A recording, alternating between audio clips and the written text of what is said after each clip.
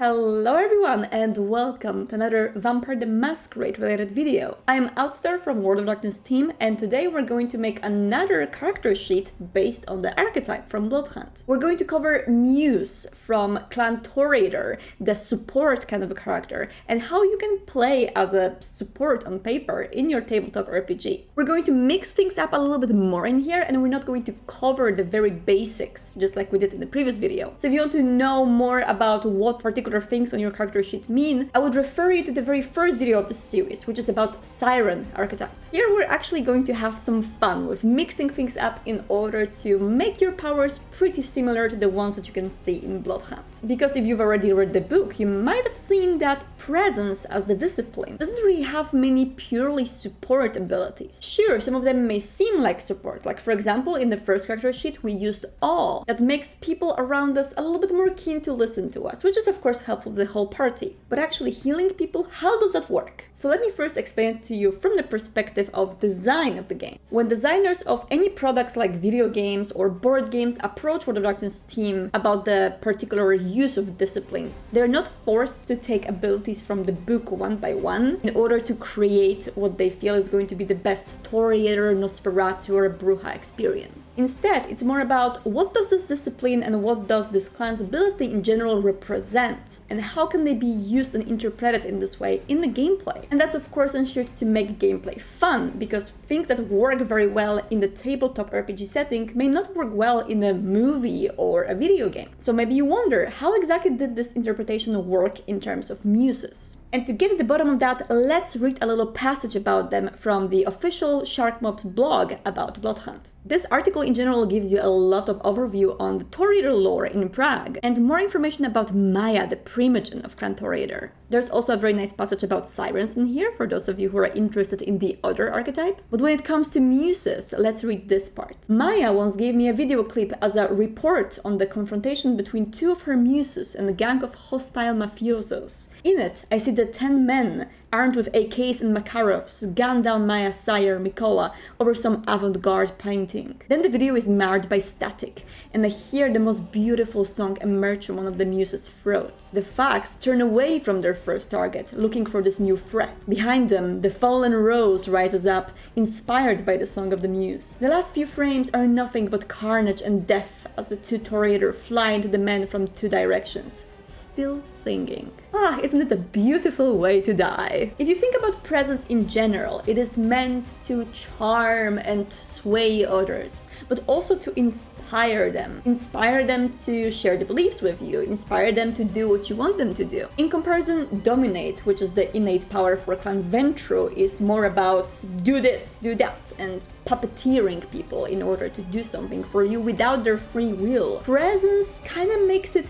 feel like they are acting out of free will to do your bidding. And beauty and wonder of Toreadors using presence may be super inspiring, especially for those who are on their side. This particular paragraph from the blog could be interpreted directly into the presence tree as the use of majesty, which is the top level power of presence discipline, and it allows you to use it in combat and basically make everyone around you on the battlefield drop on their knees in total awe of how amazing your character is. But of course we are taking this into consideration here, that taking a level 5 ability at your character creation is something that not many storytellers will allow you to do. And in general, I do advise against it, except for maybe making some super powerful NPCs or antagonists that your coterie has to fight against. It's always cooler for the story to play someone who doesn't have the advantage from the get-go. And so, no, I'm not going to give you a 5-dot ability in this particular video. Instead, we're going to do something different. And this is not something that Sharkmob developers were thinking about when they were designing Muse archetype. Again, they were very much inspired by what presence could possibly do. But we want to do these things in a tabletop setting 1-to-1. And that's why we're actually going to incorporate some of the Salubris powers into our Toreador. It's completely fair to do it in V5. You can mix and match disciplines which you like. And we're going to go into the territory of disciplines which are not innate for Clan Toreador. They're not something that Toreadors get by default. But it's okay. It's fine. You can still do that. You're just going to spend a little bit more experience on this. And with that, you will have directly a tabletop character who can heal your friends, as well as mend their willpower damage, making them calmer, relaxed, and more ready to go do whatever shenanigans you plan to do. So here is our beautiful character sheet. I'm using Talon's fan-made character sheet. I'm going to link it down below. And of course, as a clan, we are going to pick Toreador. And just like with Siren, we're going to skip everything and go straight to disciplines. So the very first and cover ability for Muses in Bloodhunt is Rejuvenating Voice, which allows Toreadors to use their soothing voice to regenerate their own and their friends' health faster. This could be actually two things, and because I'm pretty generous today, I'm going to give you both of these abilities on the sheet. See, in the tabletop setting, we do not only have to focus on the health bar, which is here. We also need to focus on willpower bar, because you can receive both the physical damage and the willpower damage. And both of these, if they drop to 0, they mean bad news for you. In Bloodhunt, obviously you do not have a willpower bar, but you can interpret your health bar kind of like a combination of both of them. And that's why we're going to give you two abilities which are going to mend both the physical damage and willpower damage. And that is going to be Auspex level 2, called Obia as first. This ability comes from the free supplement called Vampire the Masquerade Companion. You can download it from our website. And it's very popular among Clan Salubri. But that doesn't mean that Salubri are the only ones who can wield it. Auspex is your clan discipline for Clan Toreador, so you don't have to worry about that. And let me read you a description of Obia from the book. The vampire soothes the mental or emotional turmoil of their subject, restoring them to a modicum of steadfastness. It is especially effective when used on mortals, either to help them through momentary agitation or to calm them before feeding on them. That doesn't mean it doesn't work on vampires, it actually does restore willpower to vampires that you use it on. But important part of that is the little amalgam font, which you can see next to the discipline and level. So amalgam means that in order to be able to possess this discipline, you also need 1 dot in Fortitude. So Auspex 2, Fortitude 1. Fortitude is not our innate discipline, but we do not worry about this right now. Instead, we're going to put 2 dots in Auspex as for now, 1 dot in Fortitude. And actually, we're going to add a second dot immediately because we do want a level 2 Fortitude power as well. And that one is called Valoran. And Valoran is Fortitude level 2 amalgam with Auspex 1, which we already have. The vampire projects their fortitude outwardly, willing the power of their blood to mend the injured body of another vampire. Alright, that's awesome. So we have Auspex 2, Fortitude 2. If you remember the basic rules for disciplines at the character creation, you do get 2 dots in one discipline of your clan and 1 dot in another. And for this second ability, we're going to pick Celerity. So here again, we need to take a second dot, and that's because we want to unlock Fleetness. Why do we need Fleetness? That is to help us out with one of the abilities for Muses in the game. And that of course is Projection Dash, the ability that allows you to use your blinding speed in order to almost teleport to a certain place. So as you may remember, for my Siren character, I did interpret this as Blink, which is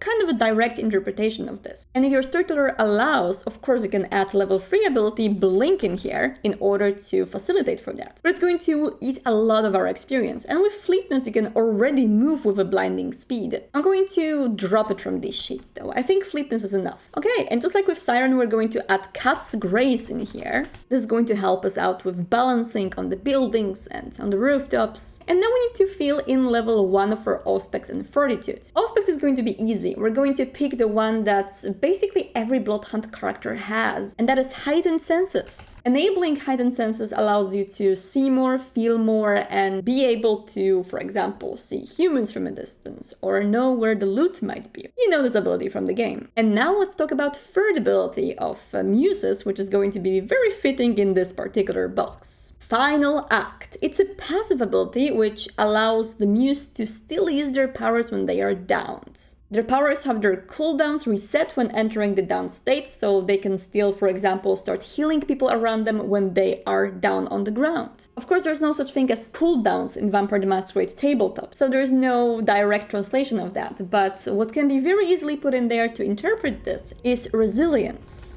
Endowed with supernatural endurance, the user can strengthen their physical resolve. And this is a very nice interpretation of the final act, which of course, design-wise, is probably an interpretation of Toreador's pride. They're not going to go down easily. No, even on the ground, when they are down, they're going to try to look beautiful and still work their charm, of course. But resilience is going to give you a very direct ability to do similar in roleplay. Alright, and that is going to be it for our disciplines. And now, as usual, I'm going to add the relevant roles in order to make it easier for us to distribute different dots. Yeah, as you can see, it's a little bit more all over the place, so it's not going to be as easy with the dots, but we can do it. So now let's think about experience expenditure and how exactly we're going to get these disciplines. Let's say that all specs we get by default and 1 dot in celerity we get by default as well. Level 2 has to be bought. This is our clan discipline, so we pay less experience for that. It's 5 multiplied by the number of dots, so we pay 10. I'm going to put it in the notes. Alright, that makes sense. What about Fortitude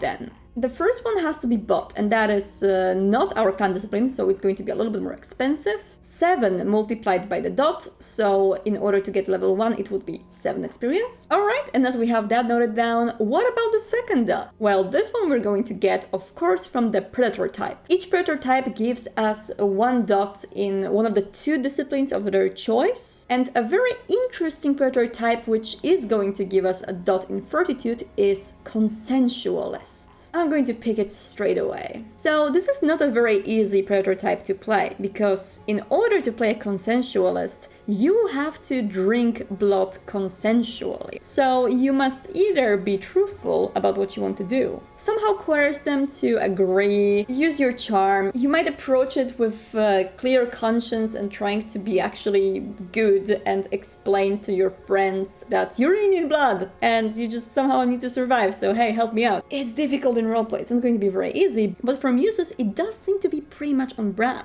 If this Predator type is something that is just too uncomfortable for you in a roleplay, you may actually opt out for something different, like a grave robber, for example, which means that you are feeding around graveyards, not from actual corpses, because that wouldn't really work. But I'm going to go with this one here, and let's see how this works. Next thing to happen after we picked our Predator type is adding all of the merits and flaws which this type gives us. And first of all, that is one of the specialties in the skills. We can either pick Persuasion Vessels or Medicine Phlebotomy. We're going to pick Persuasion Vessels because it just seems to be more on brand for the Muse. Another thing that we get is 1 dot in Humanity. Our basic Humanity is 7, so this allows us to have Humanity 8. It means that you are a little bit more human than other vampires. For example, you can probably even feel sexual pleasure. You enjoy some physical aspects of yourself way more than vampires of Humanity 7, which are more of a walking corpses than anything else. But of course, it can't be only about advantages, we gotta get a flaw. It's a dark secret flaw.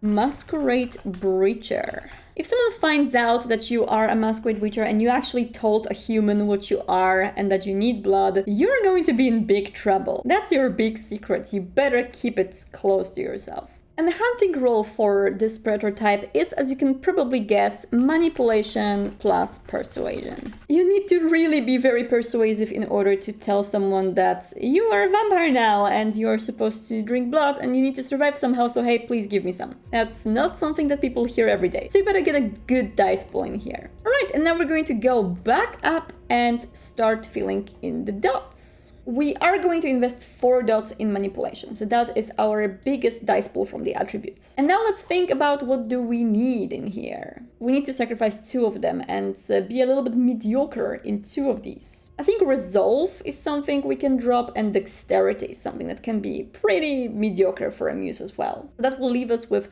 Composure, Intelligence, and Wits. But look at this, it would mean that we only have 2 dots and 1 dot to distribute among the others. But there's charisma in here, and as a Muse I feel like we need to be more charismatic. So you know what, we're not going to be as witty as we could. We're going to get 1 dot of wits from us, get 3 in charisma instead, leaving us with charisma, composure, and intelligence on 3. And everything else is going to be on 2 except for strength. We are not very much strong as a Muse. We are an inspiring Toreador character who is out there not to fight people with our fists, but to inspire them. Strength can be easily our lowest attribute, and that's totally okay. And now off to skills. Instead of making it a specialist, we're going to make a balanced sheet. That gives us 3 skills at 3. Let's go with leadership, persuasion, and subterfuge.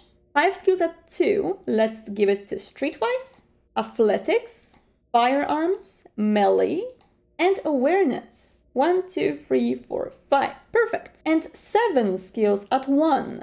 Definitely a little bit of stealth, etiquette, insights, intimidation, performance, politics, and technology. We are a modern muse. We're going to use a little bit of social media at least. We can also grab a free specialty in performance, as everyone who has a dot in performance can do so. And of course, let's add singing. In our singing, we're going to base more on our charisma than performance dots, but singing is going to give us additional dice. So our total dice pool for singing is going to be 5, which is pretty okay. And we can also add another specialty of our choice. And in that, I want to add a specialty in leadership, inspiration. As a leader of our group, we're going to inspire them to do better. Very much Muse style. Now, health is of course our stamina plus 3, which gives us 5. And willpower is our composure plus resolve, which also gives us 5. We're going to leave this for last, and we're going to go down to our merits. As usual, I want to use some lore sheets on these sheets just to give you a little bit more background for your characters. And for this one, I want to use another Toreador background for Carmelita Nilsson. So what exactly is this one? Let's check it out in the V5 core book. The Art of Story. You and Carmelita share the belief that storytelling is one of the lost art forms. Whenever regaling other vampires with historical lore or tales of myth and legend, Toreador naturally gravitate to hear your words, regardless of your standing toward each other. The reason I'm picking this is because as a muse, your biggest issue, usually, is that people need to be around you. They need to be close to you, right? At least with other Toreadors, this is going to give you the advantage of they're going to cling to you because you're just so interesting and inspiring. And Carmelita is a very interesting character. She is this different kind of a Toreador. Instead of a pretty and talentless stereotype, she is actually very talented and focusing on the arts and focusing on the archaeology. I really recommend to check the whole lore sheet out. All right, another thing is we're going to be stunning because of course we are. That's 4 dots. It's going to eat a lot of our dots. We have 7 of them, but that's okay. And last one is going to be in backgrounds, and that's going to be Haven. Base Haven 2. This is going to give us a nice house, something a little bit more posh, in a good district, nothing super luxurious, but it's enough to invite people over and have a little party. That's it for our 7 merits and backgrounds, and now we need to also get 2 dots and flaws. And we're going to get 2 flaws this time. First one is going to be Stalkers. That's in Retainers in here, and that means we do have some Stalkers that try to get a picture with us or try to know what we're doing at the time, and it's not the greatest. Maybe it's people that we fed from back in the days, and we were trying to do it consensually, but now they want more, and it's getting creepy. And another flaw is going to be for our status. Suspects among anarchs. So of course we are playing for the Camarilla line Bloodhunt. We kind of got ourselves a reputation among anarchs, so they are not very much liking us. We're not completely shunned just yet, but definitely going into anarch territory is going to be bad news for us. So as you can see here with our experience expenditure, that means we spent 17 experience total. It's a little bit high for a neonate level, which should be 15, but discuss this with your storyteller, maybe they will allow you to get a little bit more, and we're going to keep this character a neonate as well. Higher blood potency always means more trouble, so let's keep the blood potency to 1. I filled this table based on the table in the book, and that's after the companion's errata. So in comparison to the original vanilla V5, you get +1 to blood surge and bane severity. And your bane to scroll up is of course the bane of Clan Toreador. And that means that you get minus dice in ugly places, ugly surroundings, and also you might sometimes get a compulsion in which you are just getting completely entranced into something. You can read more about it in the book. Anyway, let's go to name. I'm going to go to my favorite website right now, Fantasy Name Generators. Check. Yeah, this website has name generators from all over the world. Polish one works very well. I checked it, so I hope that Czech one is also working. Cool. And this one is going to be female, so I'm going to get a female name in here. Oh, I like it, Irena Shimonova. I'm going to copy it and get it up here. Concept, Bloodhunt's Muse. Ambition, again up to you. What's going to be the ambition of your character in there? Sire, also up to you. Generation is going to be 13th because it's a pretty nice number. And that also corresponds with the fact that we are neonates. And now touchstones and convictions. I'm again going to pick 2 touchstones who are going to be somehow connected to Prague. The first person is going to be a guy. So let's go to Czech name generator and male names. Artur Stanek, that's a nice name. Artur Stanek is a bartender in Karlove Lažně. And that's actually one of the biggest music clubs in Central Europe. It has 5 floors, an elevator, and it just looks really cool. So it's very much Toreador-ish. I think that works very well for us. And the second is going to be a female, Denisa Valkova. I like this name. So Denisa is going to be a guide in Muchovo Museum in Prague. And that's of course a museum of Alfons Mucha, who is one of the most famous Czech painters. I'm sure you recognize some of his works. He has this very distinct Art Nouveau style. And that gives us 2 convictions to write down. And the first one is going to be always help a friend in need. A very basic conviction, but it's going to allow us to sometimes even do some evil deeds in order to help a friend in need. And also very much helps us to play this support kind of a character. And the second is going to be a little bit darker. One who destroys beauty must be punished. If someone was to, for example, attack your very beautiful friend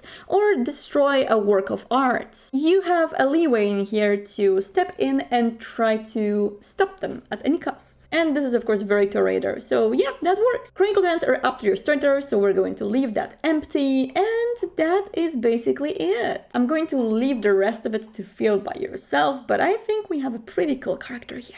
So that was the Muse archetype from Bloodhunt made into a character sheet for V5. Let me know if this character sounds fun to play. I think playing a Toreador with Salubri powers might be super interesting. And of course we're not ending the series on this one, there are going to be more character sheets to be made. But in the meantime, don't get lost in Prague, and goodbye!